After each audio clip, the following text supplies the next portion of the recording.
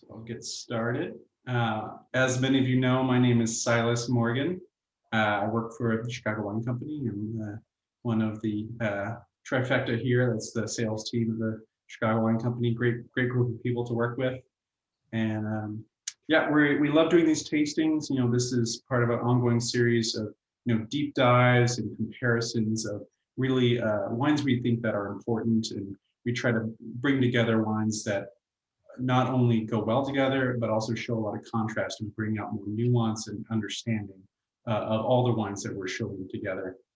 So yeah, we really enjoy them. I, for one, can speak personally. I love tasting these wines. These aren't wines that even us as professionals get to taste every day, for sure. We're not popping Pym Rae on a Tuesday, that's for sure. And I know I spoke to many of you that this is a great opportunity to taste a wine that honestly is very interesting, and it's new on the map, but it's a vineyard that has a lot of history, as you'll hear from Gerard, and yeah, we're really excited to taste them and see what the Tesseron family has to offer. So without further ado, I'm going to pass it off to Simon Lambert, who's going to get started on the first wine. Thank you, Silas, and welcome to everyone. So I have the pleasure of introducing and talking to you about Chateau Pontet Canet and the 2015. Just a little background prior to that is that my first visit to Bordeaux was in 1973, and I got to taste, because I visited one of the negotiants there and got to taste in 1972 out of barrel, which was my first barrel tasting of Pontet Canet. Since then, obviously, many wines in the glass, much water under the bridge, and it's great to come back to Pontet Canet and to feature it this evening. So I'm going to try and do a little bit of screen sharing here, and let's see what we can do. Oh, Silas, I think you've disabled screen sharing. That's a good start. Sorry, folks. So Chateau Pontet Canet is located in the northern section of the Médoc. And here we go. Sorry, a little pause here while we, very small map, sorry about that. Let's get back here. Sorry, it's a bit small. Courtesy of Hugh Johnson and Jancis Robinson's World Atlas of Wine, I wanted to... Simon, just hit the present button. Yeah, perfect. There we go. That's what I meant to do. Still learning, folks, still learning. Okay, so map of France, Bordeaux in the southwest, and the region of Bordeaux in general. The Dordogne River and the Garonne River come in just north of the city to form the Gironde. The city itself is this grey area here. South of the city is Passy-Lignon, home of Aubryon, Le Mission Aubryon, and many others. Off to the right here, Libourne and Saint-Emilion and Pomerol. And where we are going to focus today is this strip here, the Médoc. And driving north from Bordeaux, we're going to take, most people take the D2, which is the scenic road up through the Médoc, taking you through Margaux, through Saint-Julien, and up to Pauillac. Let's see if we can. Sorry, this really is a learning curve. I apologize.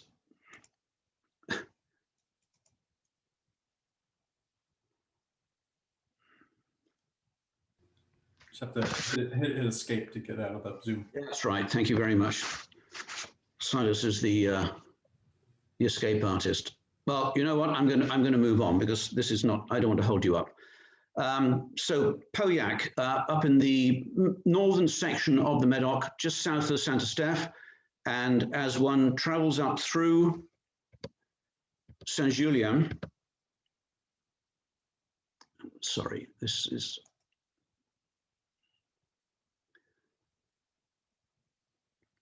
yeah, it's not working for me. Okay, as one travels up through Saint-Julien, the first rise coming out of Saint-Julien, you get into the subdivision of the appellation of Pauillac. The first chateau you'll see on the right-hand side as you drive up the road is Chateau Latour. And then on either side of the road will be the two Pichons, Lalande and Baronne. And then driving further north, You'll go through past Chateau Langebage and up through the village of Pauillac. And as you leave the other side of the village of Pauillac, there's a slight rise. As you go up the rise, you come onto the main plateau of the northern part of Pauillac. And on that plateau are located Lafitte Rothschild, Mouton Rothschild, and just across the road from Mouton is Pontet Canet. It's an amazing site because you see all of these properties pretty clearly and close to each other. That's the other extraordinary thing. Pontet Canet has about 300 acres of land in general, 200 of which are planted to vines. There's 92 separate blocks. And I had a map I wanted to show you, but I don't think it's going to work. Try one more time. No, I'm still getting the same picture. I'm sorry, folks. Did you hit escape? Yeah, I did. More than once. Pontet Canet, 300 acres, 200 acres under vine, subdivided into about 92 separate blocks within the vineyard, within the vineyards. Average age of the vines is about 45 years. The vineyards are planted 62% Cabernet Sauvignon, 32% Merlot, 4% Cabernet Franc, and 2% Petit Verdot. Pontet Canet produces one of the most popular and in-demand wines in all of Bordeaux, thanks primarily to the current proprietor, Alfred Tesseron. But before we get there, let's go back a little bit in history. The year is 1705, and from the royal court in Versailles of King Louis XV, Jean-Francois de Pontet, who was the master of the royal horse, left the court and returned back to Bordeaux to serve as royal governor for the Medoc. And in doing so, he purchased a small amount of land up in Pauillac. Now, you might wonder why Pauillac, because from Bordeaux to Pauillac today takes you over an hour to drive. So by horse back in those days, or carriage in his case, I'm sure, would have been the best part of a day. But clearly there was some potential in Pauillac, and he must have known because there were other vineyards there at the time. And so he bought this small plot of land and planted vines there. Following his death, his ancestors continued to buy land in and around the property. In particular, one large portion of vineyards that was under the name of Canet, under the name of Canet. And so once they purchased that land, they incorporated it to the rest of the vineyards that they owned and to the name, which thus became Chateau Pontet Canet. The next important date in Pontet Canet's history is 1855. And for some of you, you'll know that that was the year of the great classification of the wines of the Medoc. The French government was asked by the royal court, then, actually it wasn't royal, excuse me, the court of Napoleon III, to put on a world exposition to celebrate his new empire. And in doing so, they invited the merchants and the Board of Trade of the Chamber of Commerce of Bordeaux to send some wines to represent Bordeaux. Now, initially, they were going to send simply a generic wine from each of the appellations, but the merchants in the city, in the bourse and the trading market and trading floor in Bordeaux, decided they would want to put together a list of what they considered to be the best wines of Bordeaux. So they came up with the classification that we know today, the 5 groups of wines. First growths were, back then, Margaux, Lafitte, Latour, and by invitation, Haut-Brion, because Haut-Brion was not in the Medoc, and it was only the wines of the Medoc that were classified. And in that classification, Pontet Canet was ranked as first of the 5th growths. Now, you might think that being a 5th growth is a bit of a come down, but when you consider that there were only 61 wines that were actually classified out of the thousands of chateaus, being top of the 5th was quite an honor. The next date that we want to consider is, oh, actually, I should just mention that there's been no change in that classification up until 1973, when Mouton was moved from top of the second growths to become one of the first growths. It took a lot of legal wrangling and arguing and fighting between the Rothschilds, but it was done. Will there be another change? It's highly unlikely. But I would certainly think that if there ever were, Pontet Canet would certainly move up from top of the fifths to close to top of the thirds or even into the seconds.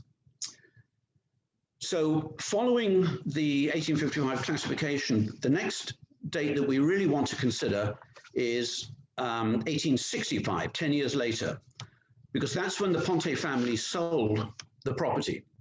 And they sold it to Herman Cruz, a head of a big negociant company in Bordeaux that owned they owned Pontet Canet, they also owned Disson and a number of other properties as well. Pontet Canet was with them for 110 years.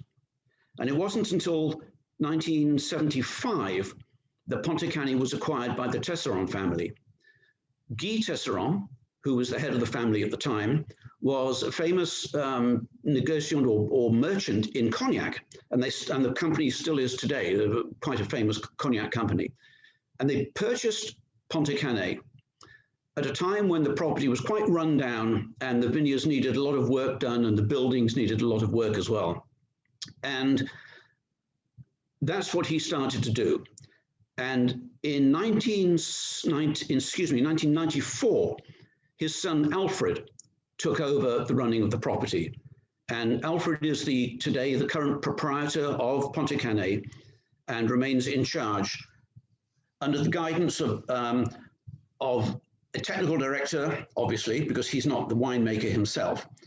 And he spent a great deal of money and a great deal of time and effort with the then technical director, Jean-Michel Combe, to replant much of the vineyard, to turn the property into what is now completely biodynamic and organic. And in 2010, they received their certification for biodynamic.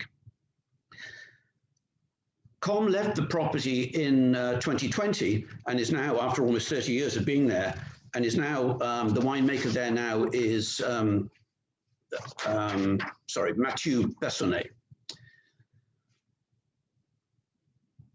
What is interesting, and I wish I could show you the photos, I'm sorry, I apologize again, last time I will, is that when one visits Pontet Canet, you'll see pristine vineyards, and in the vineyards, you will see horses. And they use now horses for most of the plowing, most of the work in the vineyards for about 30% of the vineyards. And the idea was not just to be a photo op for the visitors, but they decided that horses were in fact much better for working the vineyards, because the tractors with their heavy tires going up and down the same rows all the time were compressing the soil, where the horses were stepping in different areas each and every time they went up and down the rows, and in fact aerating the soil. They do occasionally eat some of the grapes, but that's one of the hazards they have.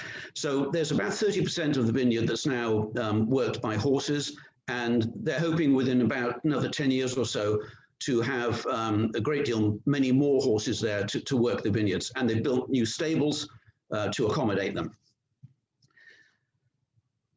So the harvest, all the grapes are brought in by the horses and trucks, and then the old vat house, which was built in the 1800s and was renovated in about 2005, it's all gravity. So the grapes in their plastic bins are raised up to the top floor. There's two floors. The top floor of the vat room, where the grapes are sorted by hand, and then gravity fed down into the fermenting tanks below.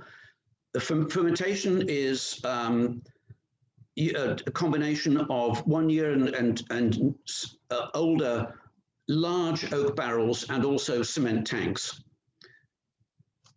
They find that the cement tanks have, there's a neutrality to them so that the wine doesn't take on too much oak, not that there would be that much at this early stage in the fermentation.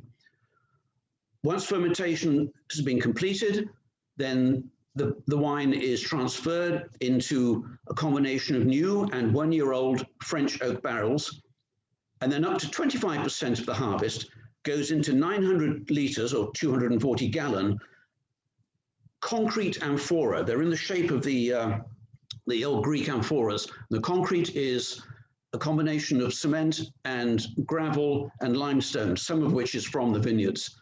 And again, with their urge towards biodynamic and organic farming and winemaking, they feel that these concrete tanks certainly obviously don't impart any new oak flavors, which they don't want, but also add a little bit of minerality to the wine as well. Then after the wine's been aged, it's in the barrels for about a year, it's 16 months, it's then blended and then aged further and finally bottled. So let's take a look at this wine. 2015. The combination of grapes in this vintage is very similar to the vineyard itself. 65% Cabernet Sauvignon, 30% Merlot, 3% Cabernet Franc, and 2% Petit Verdot. The harvest was on the 18th of September, which was about average. Matured in 50% new oak, 35% concrete, and 15% 1-year-old old barrels, excuse me. On the nose, there's a lovely cedarwood, classic to me Bordeaux nose, cedarwood, this sort of lead pencil smell, and also some black currant.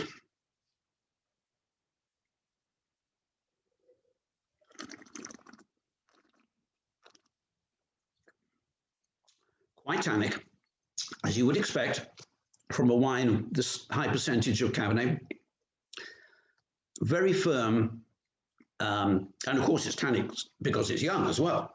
Pontet Canet normally doesn't come around to really reaching a peak for drinking for 15, 20 years after the harvest.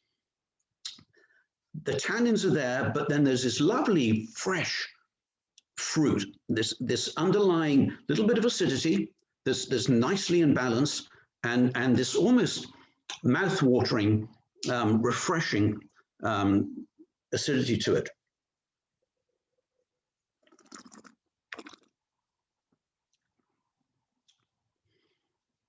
Nice long finish on the palate. Really goes on. You can taste that for some considerable length of time afterwards. 15 was one of their finest years. Lovely, lovely wine. I think it's it was a 97 score from or 96s and 97s from most of the popular press. Just a word on the combination of the grapes within the blend. I gave you what the blend was. Cabernet Sauvignon, which is the prime grape in most of Bordeaux, gives a spicy, herby, tannic, blackcurrant aroma and some cedarwood to the wine. Merlot, which is the next most important grape, offers some fragrance, a plummy quality, and softens out some of the firmness of the Cabernet Sauvignon. Cabernet Franc adds a little bit of depth and complexity, ripens earlier than Cabernet Sauvignon, so you can bring that in first, but they don't use that much of it. And then Petit Verdot, which is a very small percentage, but adds more fragrance. And it's so interesting to see that you would think that possibly with Cabernet Sauvignon and Merlot being the two most important grapes there, that Cabernet Franc and Petit Verdot wouldn't be important, but it is. And every year, most of the properties that grow those two other varieties always use them in the final blend. I had lots of pictures lined up, including a little video of the ladies sorting the grapes and singing. We'll have to find that and send it to you. But any questions, anybody?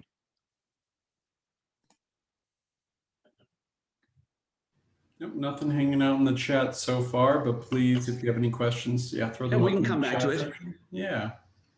Yeah, and we can always circle back. A lot of, the nuances come out in comparison. So yeah, Jennifer Goldman says, yeah, please do send the videos and photos. I will, most definitely. Yes. Once I get to talk to Silas, the tech man, again. Sounds great. Nanako says, when do you think this wine will peak? Wonderful right now. It is really enjoyable right now, I agree, but the tannins are still quite firm. And whilst they would soften with drinking the wine with food, I wouldn't think that this would be what people who talk about mature Bordeaux, I wouldn't think that this is going to be ready for another 10, 15 years at least. And then the tannins will have really softened, and the secondary and tertiary aromas will have come forward and come out, and it'll be just an amazing glass of wine, both on the nose and in the palate as well. Simon, what are your thoughts? Simon, what are your thoughts on the, I don't want to say popular belief, but like the growing belief that, whereas 20 years ago, 25 years ago, any top flight classified Bordeaux, kind of forget about it for the first decade and just tuck it away before you even try to, approach it. And obviously there are some properties that you still certainly want to do that with, but, what do you think of the, the growing idea that by and large, not necessarily the wines are by no means ready to drink now, but being more approachable, the current, we're talking about something that's 6 years removed from the vintage, as we stand in 2021, I mean, how does this kind of thing compare to how it would have been 25 years ago, just the winemaking style? I mean, probably a lot more brutish and just burly. And just the winemaking style for all the properties now gives you a much more approachable wine when it's younger. The intention is not to make it more drinkable any sooner necessarily, but the way it's so much better balanced. I mean, they're picking the grapes at optimum ripeness these days. They're not crushing them by foot. It's gone way beyond those days. The fact that it's all gravity now, the fact that they sort the grapes, that they destem all the bunches, certainly at Pontet Canet, most of them do now. So you don't get any of the harsh green tannins that you used to get. They just used to throw all the bunches into the press and push it down as hard as they possibly could. Now, there's so much gentle approach to the style. I think back to the 1975s, which were incredibly tannic when we first tasted them. And we all thought back then, oh, these are going to be great. This is going to be a wonderful wine. Well, the 75s, a few of them have lasted, but they really started to fall apart because there was just way too much tannin and not enough backbone, not enough fruit, not enough flesh. And fortunately, I think for all of us, the winemakers have realized that and had the opportunity to advance the science of winemaking and also the management in the vineyard, which is just as important. Going through and green harvesting and leaving less fruit on the vine to concentrate itself more. And yeah, I mean, there's no question. I would not want to go back to the good old days, as they say. That actually brings up a question. Randy Weir asked, what do you think the biodynamic approach made to this wine? Wow. And I'm also happy to chime in with that because I have. Yeah, I mean, I was going to say to you, Silas, I mean, I clearly they felt that it's something that was going to improve the wine. And that's why they did it from the vineyard all the way up. I don't think there's any doubt. And there's other people, it's not just them now who's biodynamic, not by any means. I mean, you can travel the world and you can find vineyards that are now biodynamic. But Silas, who is the science geek of the company, please. Yeah, no, I worked in both, and if you look at the papers too, they've done a lot of research actually looking at plots, managed by the same people, so that you're trying to control as many variables as possible. So the plots are next to each other, they're controlled by the same people, farmed, by the same tractors, but one's biodynamic, one's organic, one's conventional. And the biggest difference is you just have to do more work. Honestly, you have to be in the vineyard more often. It takes more labor. It's more intensive. So instead of doing, spraying, a chemical and leaving it for a week, you have to be more involved. You have to, pull more leaves. You have to expose the grapes more to control moisture, et cetera. You can't just spray a fungicide and call it a day. And that's the biggest impact, is you spend more time in your vineyard. You respond to pest problems and other issues quicker because you see them. You're in your vineyard every day.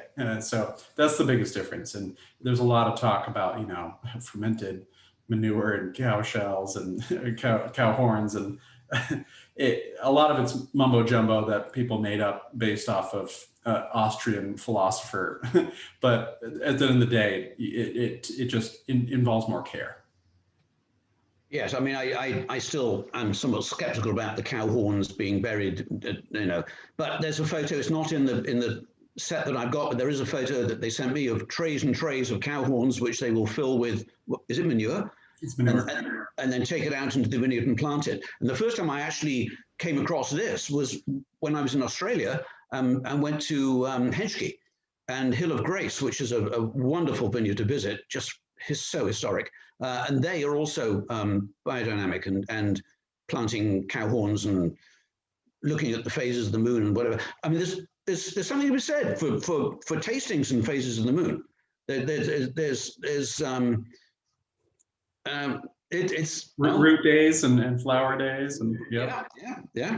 For those that don't know, they've named different days based on the lunar cycle, so that you drink biodynamic wine on optimal days. And a lot of people who, especially in the wine community around Chicago, will taste a wine and say, "Oh, it's a root day," passing the blame off to the lunar cycle. I think maybe that's going a bit far for me, but I certainly no doubt that tasting, when we go to Bordeaux to taste on the en primeur tastings, if it's a cold, damp, rainy day, or if it's a bright, sunny, but cool spring day, the wines will taste different. And I've tasted the same wine on 2 days like that, and there's no question that there's a difference. Somebody just asked, were they biodynamic in 2009? Yes. It was in 2010 that they became the first major Bordeaux property to earn the official Agence Bio organic certification. And for some years now, have been organic and biodynamic. And so a lot of people asked, have you tasted the 09s and 10s recently? No. I know we tasted the 08 when the Tesseron representative came through. Yes. When we first tasted Pym Rae, and that was a lovely wine. And a few years back, before the two of you joined us, Alfred actually came to Chicago, and we did a 10 vintage retrospective with him, which was a wonderful event. I'd love to think that we could do it again sometime. There's nothing, I saw somebody ask, there's nothing on the calendar right now, but who knows? That'd be great. Sign me up. All right, if there's no other questions, perhaps we should dive into the next one. All right, I think we scored it all. We can always come back, whatever. I mean, we'll have plenty of time to Yes. kind of integrate questions throughout. So feel free to kind of post them and answer them as you guys see them. But as we kind of transition into the Pym Rae from Napa Valley, if anybody has, and I think we all probably do, at least have just a little bit left of both. I think a side-by-side is certainly in order, just, compared to just the visual aspect of both wines. There's no mistaking. I mean, even if your lighting is a little poor, you can see it pretty well, but throwing it up against a white sheet of paper, you can clearly tell, or should be able to tell, I think, which one is more old world and one more new world. And when I say, that's not to say that as a pejorative. I mean, the Pym Rae here is, to me, a much darker, richer, more concentrated wine And there's a lot of reasons for that. I just think it's fascinating. But, I think what makes the Pym Rae so deep and so concentrated and such a much different wine than the Pontet Canet is its site atop Mount Veeder.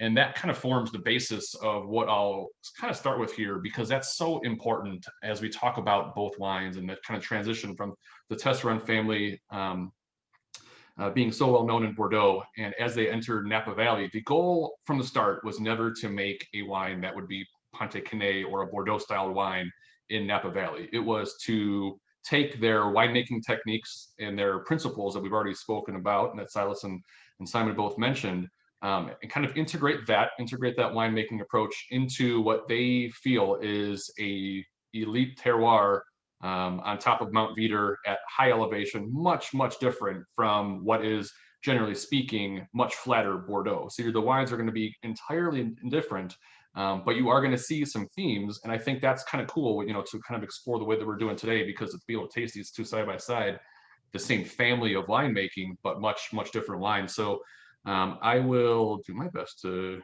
share the screen here, and do better than I did, Gerard. Yeah.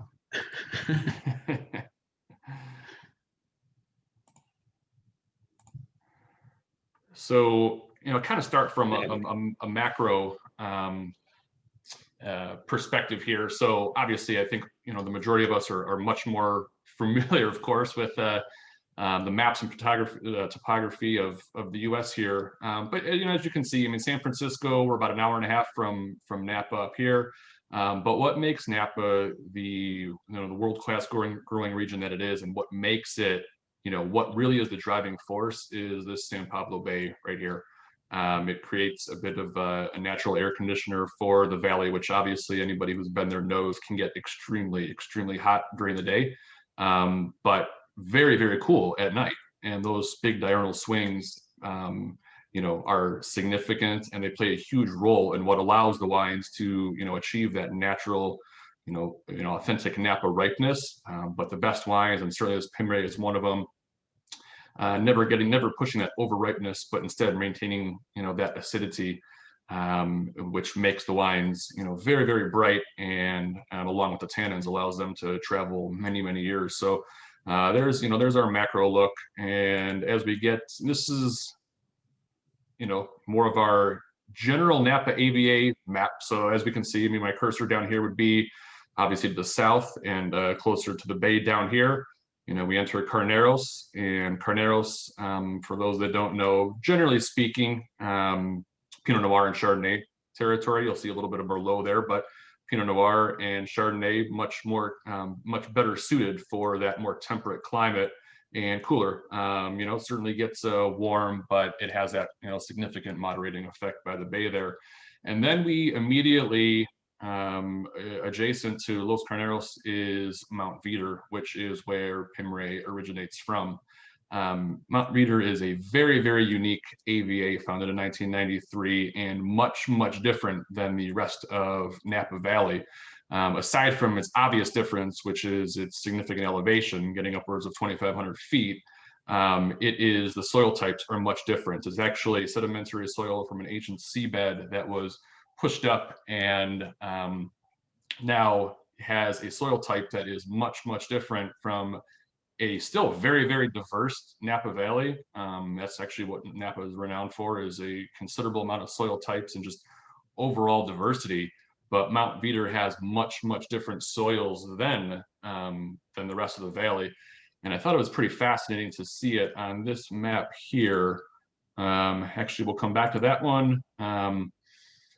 But here, you don't necessarily have to get into the nitty gritty, but just from a quick glance, number one, to the right, you can see how different Mount Veeder is in their average, average daytime temps compared to, and there's this orange band here, pretty much is the valley. Right there, we're looking at, right there, we're looking at Highway 29. So that'll obviously be your western access point, and Silverado Trail up here on your eastern. So yeah, this orange band is going to be the heart of the valley. And as you can see, as you move your way south to, generally speaking, of course, a little more north and up towards St. Helena and in Calistoga can get very, very hot. But up here in Mount Veeder, you're above the fog line when the fog comes in at night, and you obviously are a little bit closer to the closer to the San Pablo Bay. So that from a temperature aspect is very, very interesting. And then as you can see, the geology, as I spoke about, I mean, there's certainly not homogeneous by any stretch in the valley, but Mount Veeder has a very unique set of soils there that much different from their brethren elsewhere in the valley. I can't purport to know much about the wind and all that, but I think the geology and temperature is pretty cool. Coming back to here, we'll be looking at Mount Veeder. Now this is again, this is just Mount Veeder at the appellation itself. So obviously south to north, and Pym Rae, as we get into Pym Rae, is going to be literally, this is Wall Road, and as Wall Road kind of comes to an end here, Benoche is over to the right.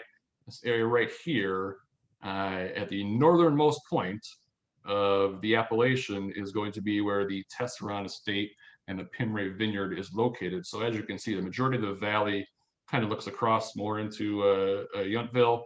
But if you're looking out directly from the Tesseron estate, you are looking due east, and you are more or less, this is Oakville Cross, this is the heart of Oakville, it's the Oakville Cross, and down here you're looking dead across at what would be, for those that have been to Napa, I mean, the heart of it in the sense of just, you have just winery after winery after winery. You have your Opus, your Mondavi, your Beckstoffer, your Beckstoffer Tokelon vineyard. I mean, all that is going to be right here. So that's where the Pym Rae vineyard looks out at.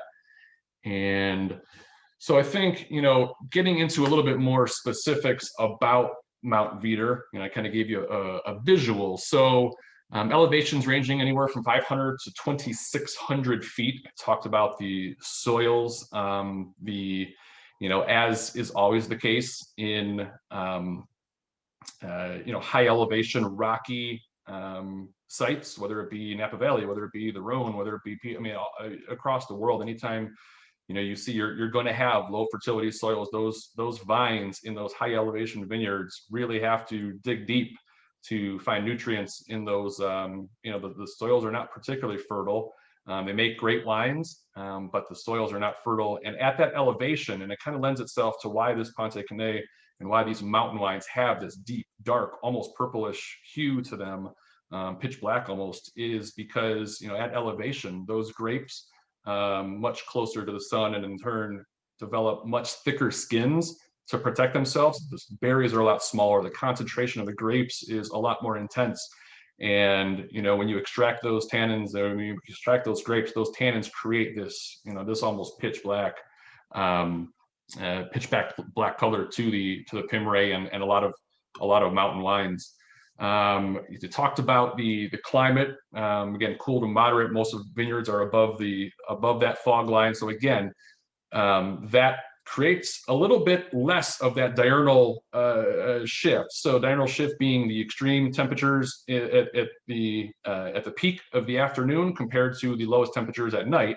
And that kind of yin and yang allows those wines to, again, get very, very ripe, but also maintain that acidity that allows them to be bright and balanced as well. The mountain sites don't quite have it. So your valley floor is going to have, temperatures up in Calistoga that can be 90, 95 degrees and down into the 60s at night, 55, 60 degrees at night. The higher elevation sites being above that fog line, they never get quite that hot and they never get quite that cool. So that, that range is a little bit narrower. But it makes for a longer, more sustained growing season. So where Simon was talking about Pontet Canet being harvested in September, the majority of Mount Veeder doesn't get harvested at least until end of October, sometimes even into November. So needless to say, that's a significantly later than the rest of the valley, that's for sure, and most Cabernet in general. Mount Veeder wine's known for their ageability. That kind of goes for the majority of the mountain sites, again, due to those, the acidity and the tannins that are very, very present in the wine. It's certainly present in this wine, and And anybody who's had something like a Mayacamas or a La Coya from Mount Veeder or any of the mountain sites, they know. I mean, the wines are aggressively tannic, but they can be fantastic, as they age, and certainly they can go, easy 25, 30, and some of the best ones 40, 50 years now. The Mount Veeder does have the distinction of having some of the highest vineyards in Napa at 2,500 feet. On a clear day, you can look out and actually see the San Francisco, the Golden Gate Bridge. You can actually see downtown San Francisco.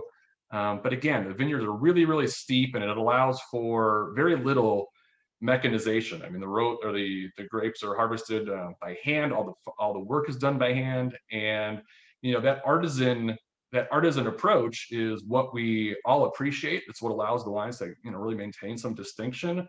But the reality of that is that comes at a price. I mean, that is in turn kind of comes into the bottle where these sites that have so much distinction, they're tough. They're tough to farm, and it's tough to do it on a scale where you can have $50 bottles. It's just not the reality of it.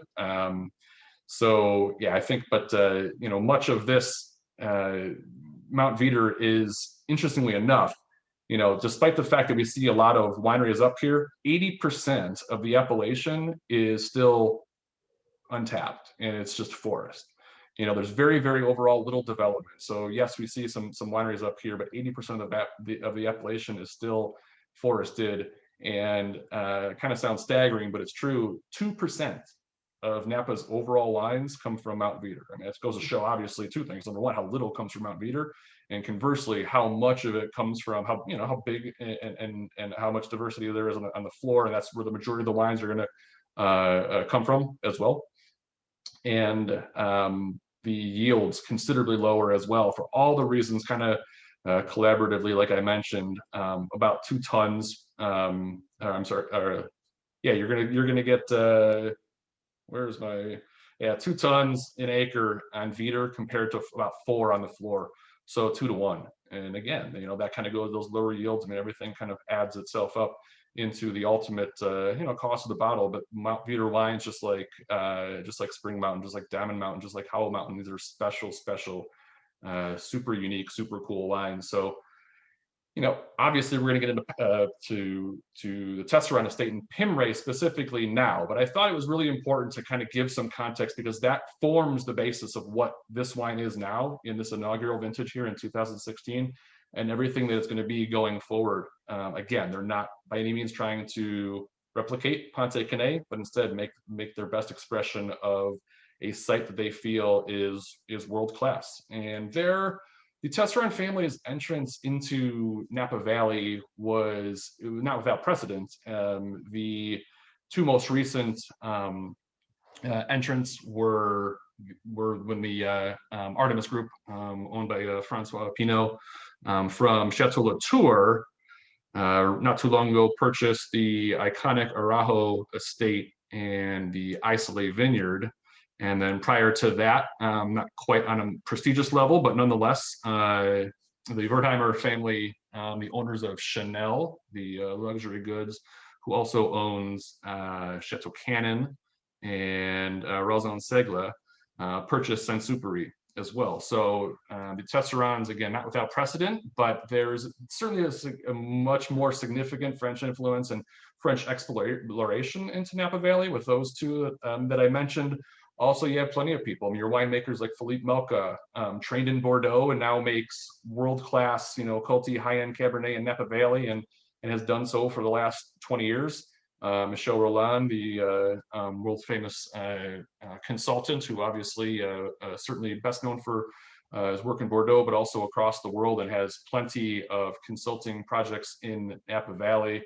And even Jean-Michel Combes, from Pontet Canet, his initial winemaking, he kind of cut his teeth and learned the ropes in Napa Valley. So it's not uncommon. Christian Mouix, from proprietor of Dominus, same way. So there's certainly a lot of intrigue in what's potential and in the grand scheme of things. And like I said, yes, there's a high cost of the land, certainly in Veeder and doing work there, but despite Napa's proliferation, there is still an untapped, uncharted element to it, and I think that's kind of fascinating. And so it's not just catching the eye of people domestically; it's catching the attention of people from across the world. So as we get into Pym Rae specifically here, when the Tesseron family was looking for a property in 2008-ish, it took them a while. They were very particular, very selective, and frankly couldn't stumble upon anything. And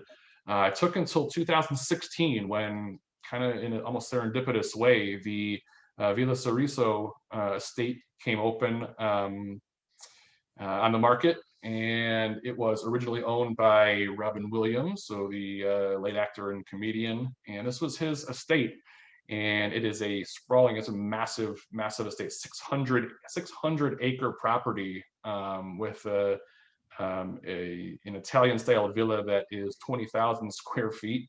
So massive property, but there were vineyards on the property, but only 18 acres of vineyards. So 600 acre property, 18 acres of vineyards.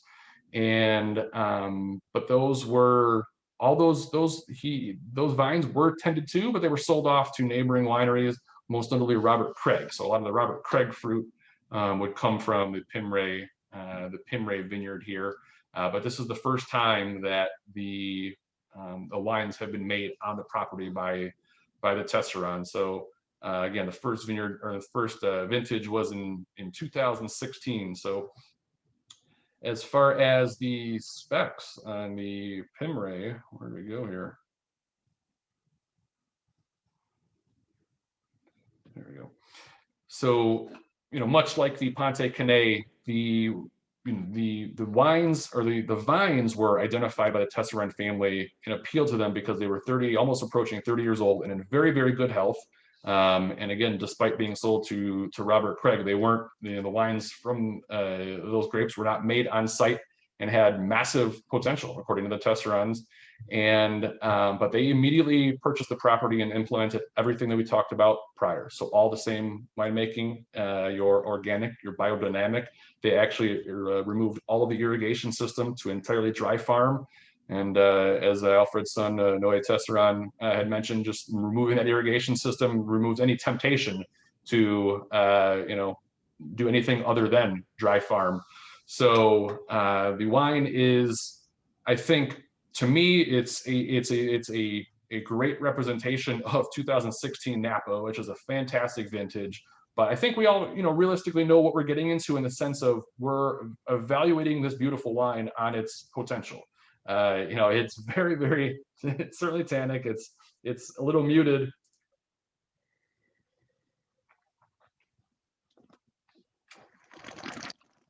But I think you can see big time pedigree, and some of the hallmarks of Viter, some of which would be almost a black cherry component.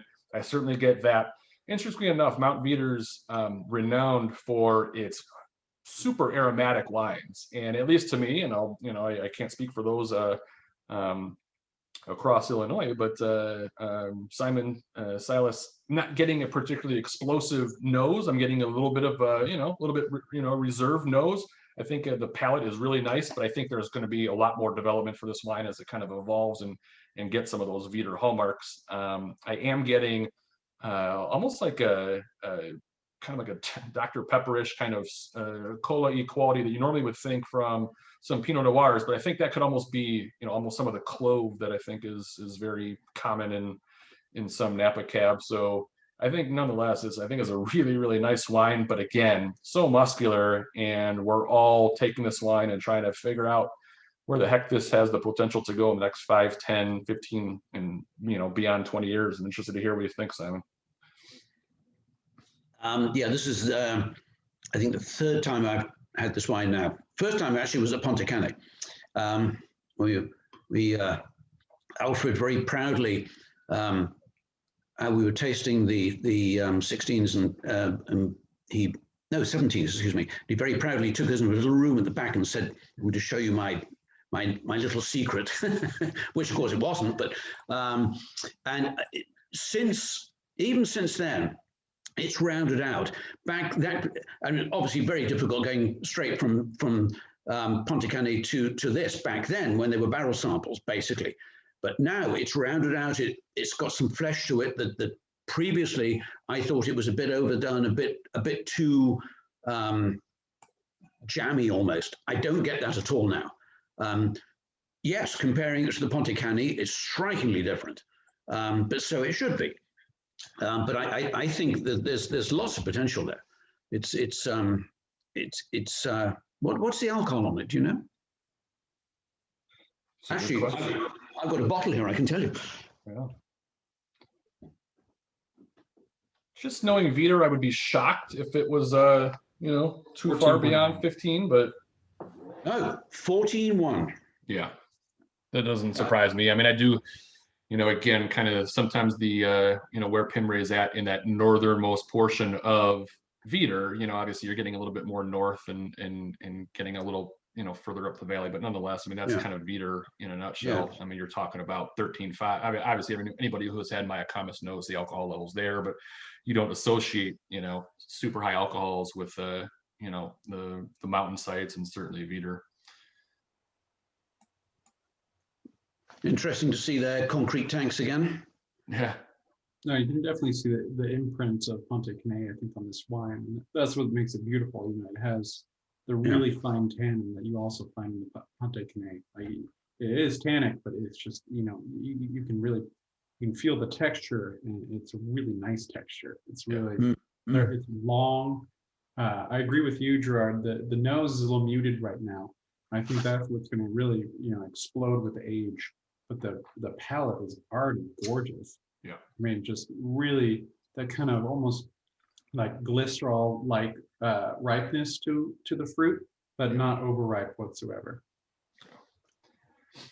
Now, this is certainly a spare no expense project for the family. The wine itself certainly, has a price tag attached to it, and they're entering, they're obviously, again, sparing no expense and feeling that they have this site and can take this site to a level that can be right in line with, again, that I mentioned before, something like a La Coya. I mean, I think we all love the fact that, wines like Philippe Togny and Mayacamas and Dunn, even for that matter, by and large, I mean, those iconic, mountain wines, generally speaking, I mean, again, it's all relative. I mean, the wines are not inexpensive by any stretch, but, I think Togny and Dunn and Mayacamas are beloved for their, I mean, aside from the quality of the wine itself and just the authenticity of them, I mean, the prices have been, pretty steady over the years. This is definitely going to be more in that La Coya range for sure, and right off the rip. And it's just the reality of it. And I think the best is ahead of it. I mean, we had mentioned in our invitation, I mean, just the first couple of vintages alone,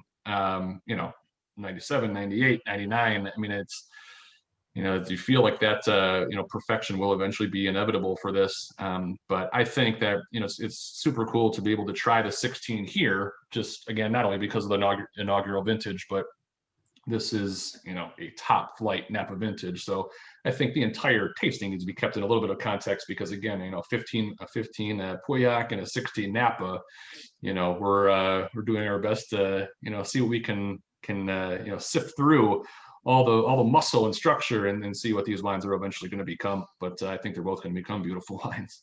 Yeah, and that goes right to the question from Steve Goers, and that's, it feels like there's a little less acid, and rightly so. You point to the lack of diurnal shift above the fog line, and I think acid is just one part of an equation. You guys can, I'm happy to hear your opinion, but it's one part of an equation of what we call structure in a wine and what really gives it longevity. And you think to the epic years in both Bordeaux and Burgundy.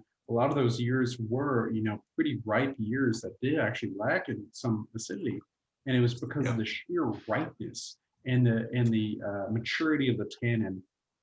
That can carry a wine for a century sometimes. Yeah. What do you guys think about that? Because it does feel. I mean, there's definitely structure there. The tannins provide lift. I think there is quite a bit of lift aromatically already, but it doesn't feel as quite acidic as, say, the Pontet Canet. For sure. Yeah. Absolutely. I think it'll be very interesting to be able to put this into context with the vintages that follow and see the progress of the wines at this property. Obviously, I mean, Tesseron's, I mean, he's determined to do everything right and make this a great wine, not just for Napa, but for the world. The name, by the way, I think somebody asked about Pym Rae. That's in honor of Robin Williams' two children. I think it's half of each of their names. I believe it's their middle names put together. Okay. And similar to what you said about a world-class wine, someone said, I can't imagine paying Harlan Estate or bond prices for this wine. And what do you guys think about that? Yeah, I think that's where ultimately, it gets interesting. I mean, we're talking about, even just this juxtaposition of these two wines. I mean, let's call them what they are. I mean, it's no secret. We were just talking amongst ourselves about the, obviously Pontet Canet, 2015. We're planning on offering this beautiful wine at $129. Pym Rae is more than double. So I mean, the Pym Rae is at $349, and we will have something as a little perk for those that join tonight that want to have the Pym Rae, this inaugural vintage, to kind of put away a bottle for the long haul. But there's no denying that, that like Jason had mentioned, I mean, ultimately it kind of gets into Pym Rae. This is a special wine, but this is not a this is not a every Tuesday night kind of wine, and it probably won't be, for at all. I mean, honestly, it's the reality with the way kind of Napa keeps inching up and up and up in price. It's not to say that it doesn't merit the price, but it's, to think that, let's be honest and let's be candid, that the quality of the Pontet Canet at a relative fraction of the price, it's interesting. I'll let the Tesserons decide, what they feel is best on that. But there's no denying both wines are beautiful. But we also know that 2 or 3 Pontet Canets for a Pym Rae, a couple, but at the same time, a Pym Rae or two, 2 Pym Raes for a Harlan or a Scarecrow. So it's all relative, It's just it's what makes wine drinking and wine collecting fun, knowing full well that, again, some of these wines aren't everyday wines, and Pontet Canet certainly isn't an everyday wine, but nonetheless, it's it always has been. I hate to say the word underrated because it almost sounds in a way pejorative. I mean, Pontet Canet has great pedigree, but relatively just so fairly priced for the quality of the wine that they continue to put over and over and over, and especially in the last decade. And I think that if somebody tells me, hey, Gerard, I want to spend $100, $150 in Bordeaux. I mean, here's Pontet Canet from a fantastic vintage at $129. Yeah. I think there's also the reality of, and a lot of people don't, see the background of how much it costs to grow and also buy land in America. I mean, Pontet Canet, as Simon pointed out, they've had centuries behind the name and the state, and it's passed through the family. And there's the problem of inheritance in France and the splitting of families, of course. But in America, I mean, the outlay of money to make a wine or to make buy a vineyard and plant grapes and then produce a wine is staggering. I mean, I work for a company that specialized in this, and to buy a hobby vineyard and to a 1 to 2 acre plot around your house, a couple million right there easily.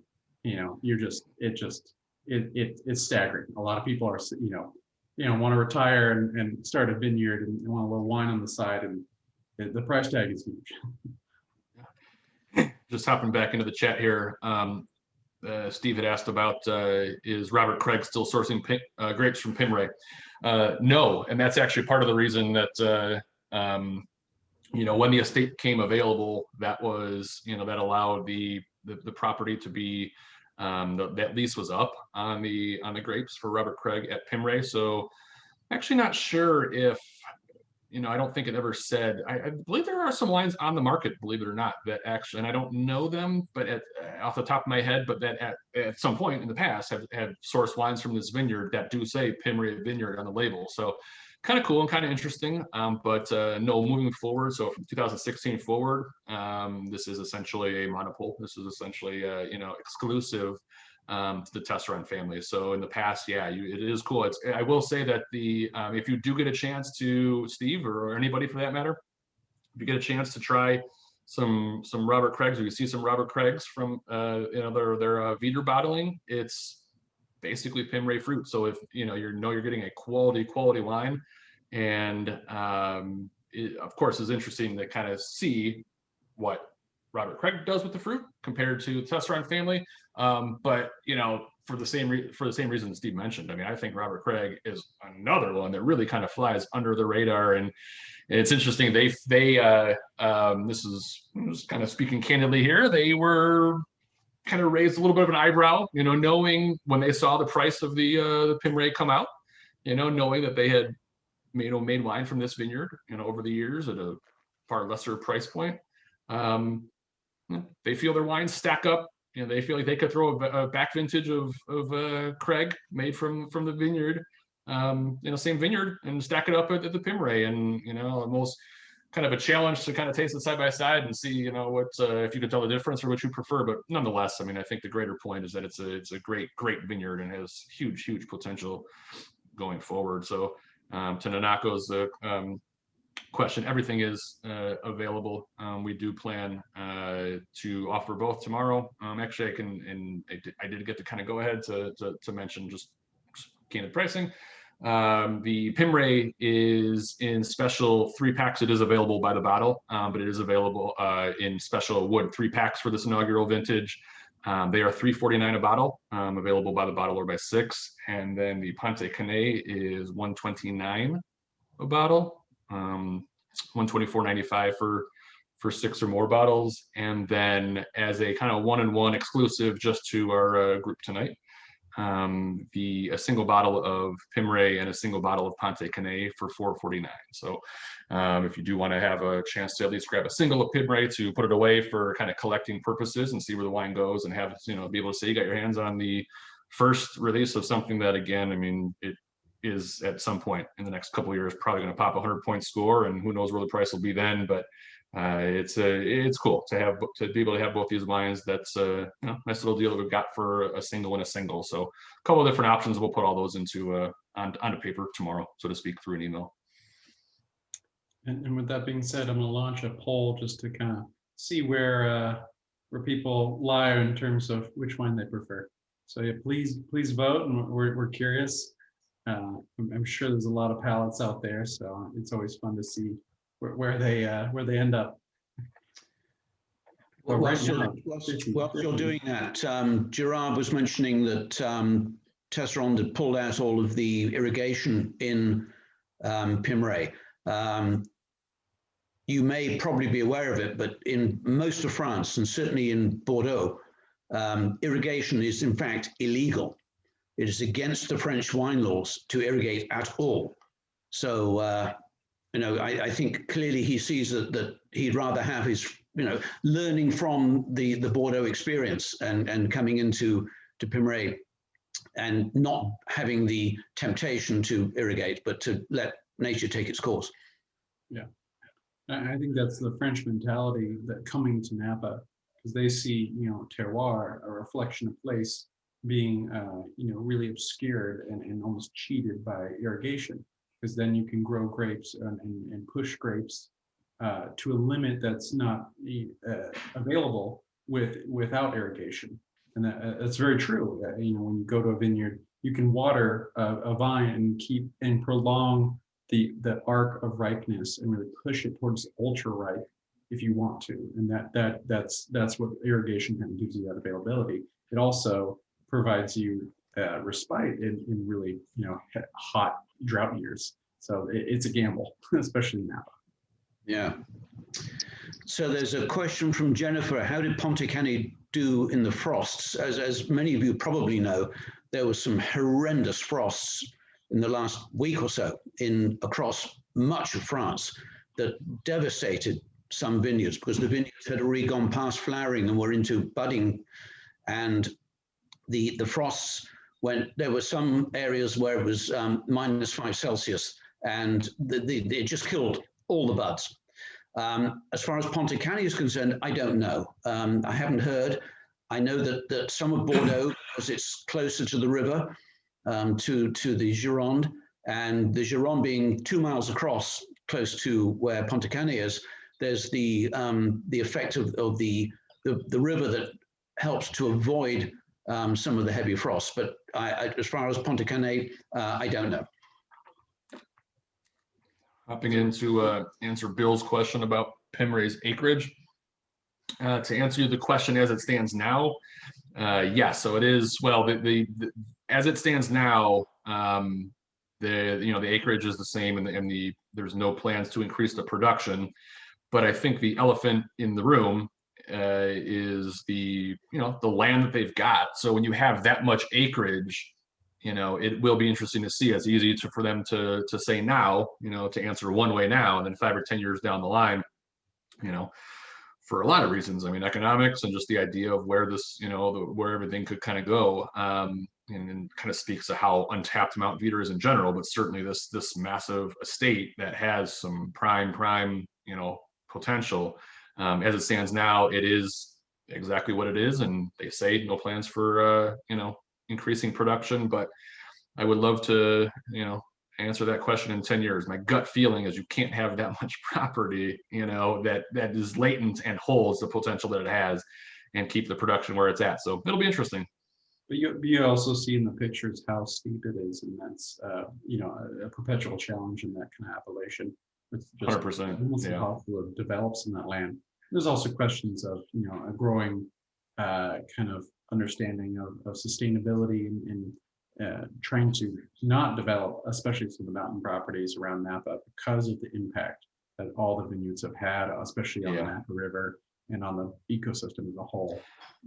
No, I think that's a great point. And, it's obviously unique. It's not as easy to just say, well, you have X amount of acreage and that's all available to plant. I mean, the reality, of course, is that it's not for myriad reasons. But so much of which is just that, just how rugged, Veeder is, how rugged these mountain sites are. I mean, it's if I could go back and share that screen.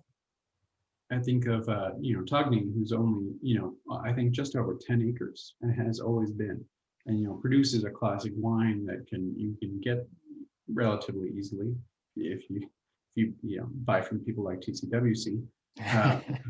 But then you look at other places like I think of what's the estate that just burned in Spring Mountain, a very large one. I'm blanking out here.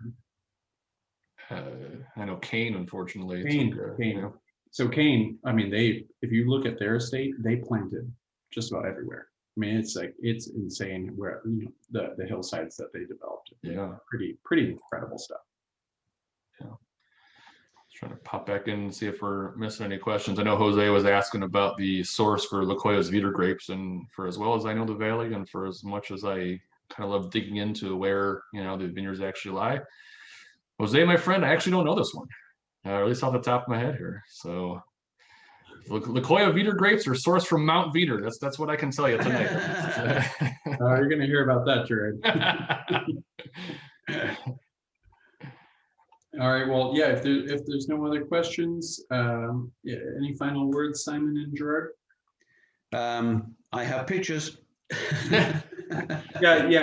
With that in mind, we will be following up with pictures, pricing, and just a thank you as we do, and we will be providing also a recording. Many people get these samples and view them later. If you have any, want to review it or anything, we'll be posting that tomorrow. So directly. Well, I will echo Dean's just comment that he tossed in about initially upon opening preferring the Pontet, but to me the Pym Rae has come around significantly in the hour that we've spent together, and I obviously think that bodes well for both lines, but I mean the Pym Rae especially. And it's just a it's a muscular line. It's going to take some time for those nuances and all the great potential that it has kind of come around. So I would echo where Dean is at. But just as a whole, I think this was a lot of fun. It kind of speaks to what we would love to have done, or what we love to be doing over the course of the last 6, 8, 10 months with these tastings, to be able to narrow it down a little bit more, obviously with a theme, this obviously a very direct theme this time with the Tesseron wines. Those that have joined before know that we typically will do 6 wines, but this is really it's a testament to the quality of wines made by the Tesseron family. I think it speaks to 2 great vintages. I think 15 in Bordeaux is might not have the hype of 9, 10, or 16, but it's certainly not too far off. The 16 vintage in Napa Valley is probably one of the best that certainly in the last 20, 25 years, and it's a vintage, the best wines from 16, and that's why I'm so interested to see where this wine goes and so many other 16s, because again, we're talking about evaluating wines that are just relative babies. The best days are still ahead for both of these for sure, but it was pretty cool to see these wines come around over the course of even the hour here. And certainly very appreciative of all the time that everybody spent with us. I know we have a lot of familiar faces that took part in our Zoom tonight, and we certainly appreciate that. We also have a lot of new faces, virtual faces, if you will, and we appreciate those just as much. And we can't wait to kind of keep this going. We've talked about stuff internally. We all know what has kind of been demanded and what's kind of requested, and we know what's in the queue. So we have some cool stuff in the works, and we're hoping to have those invitations out in the not too distant future. So yeah, thank you again, everybody, for joining. Yeah, Thank you all. so much. Have a great night. Good night.